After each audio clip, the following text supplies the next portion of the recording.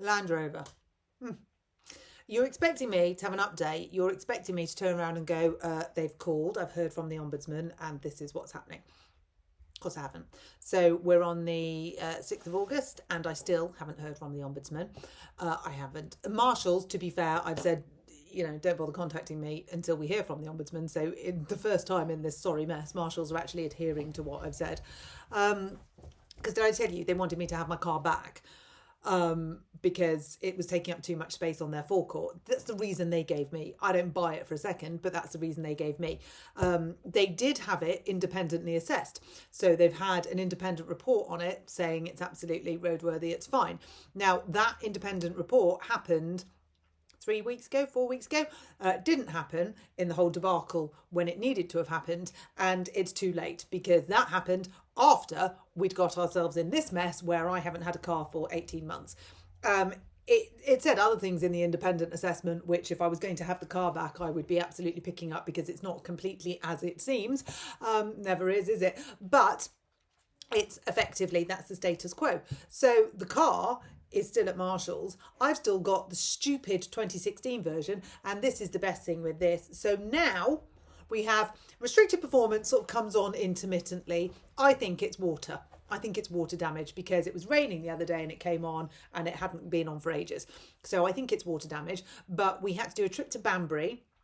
The restricted performance came on 5, 6, 7 times. The engine light came on. And now we've got a new game, which is the DPF, the AdBlue light, which you and I have talked about before. So it tells me that there's a malfunction and the engine's not going to start in 540 miles.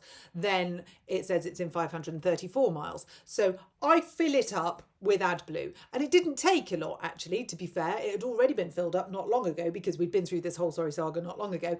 So I fill it up and we drive off and it tells me it's 434 miles. So I'm like, hang on a minute. It was 540, then it was 534. I've just filled it up and now it's 430. So clearly there is an AdBlue sensor issue. Now, I've read all of your comments about AdBlue, and effectively telling me that I could just wee in it. That's what it is. Which makes me think, why have we come up with something to put in very expensive cars that is effectively pee? Why? Whose bright idea was that? Who thought it would be a really good idea to come up with something that is effectively urine to go in your expensive car? I mean, that makes no sense to me. So when you read the comments about what you can do with your DPF and how you can get round your AdBlue and what you can do to your car to stop this happening, it's extraordinary. I mean, I feel like if this doesn't work out, I'll be going to be a mechanic because it beggars belief. And we're asking ourselves, why have we even put AdBlue in cars anyway? Because all it does is them up. Literally all it does. I haven't had one person write in the comments, AdBlue was a really good idea, I'm really glad they came up with that invention. Not even the climate activists, because they don't even think it's a good idea. All they say is, well, it gets it out of the cities, but it dumps it on the motorway, so it dumps all of your exhaust fumes on the motorways in the rural areas. It doesn't get rid of it, it just swaps it from where it is. It's like damp proofing. If you're going to damp proof your house, don't bother. All that's doing is moving damp from there to there. Can't go away, can it? You're just shifting it along. So all we're doing with AdBlue is taking the fumes out of the city, sort of, maybe, and putting them on the motorway, definitely, maybe, and we're still getting the same pollution. And of course we're ignoring the fact that we've got all the tyre pollution that comes from, and tyre as in round Tyre, the pollution that comes from the tyre, particularly the big tyres that are on the electric cars. So effectively, there is no such thing as an environmentally friendly car. In fact, the only environmentally friendly car, if it was going to fit sort of like those stupid remits, would be one that you'd had for like 60 years and you didn't have to keep making another one and put a lithium battery in it and put new tyres on it and do new bits of computer and fill landfills with the old crappy ones. No, you'd make one good one that you could have forever. And I almost think that's not a bad idea. I almost feel like you should have times in your life when you have a car. So when you're 17, you have the little one with the low engine so that you don't have to pay your entire life savings in insurance, and then that lasts you have that for like an allotted 5 years, and then you move on to the next one and you have that for like the allotted 5 years, and then you have one for life, and that's it. You have 3 cars in your life and that's your lot, and you don't fill landfills with them, and you do keep the engineering business alive because you do mechanical engineering. You don't sit and go tap tap tap tap tap. Error code 346, that's £2,542, please. Tap, tap, tap, tap, tap. Error code 14, oh, that's a write-off, which is what happens, isn't it? Because effectively, as we know, all of these car companies are making their money on the parts and the service. If you're going to the authorised dealerships, which you must do, full service history, authorised dealership, off, I'm never going to one again. So, you know, we ought to rethink this whole car shebang anyway.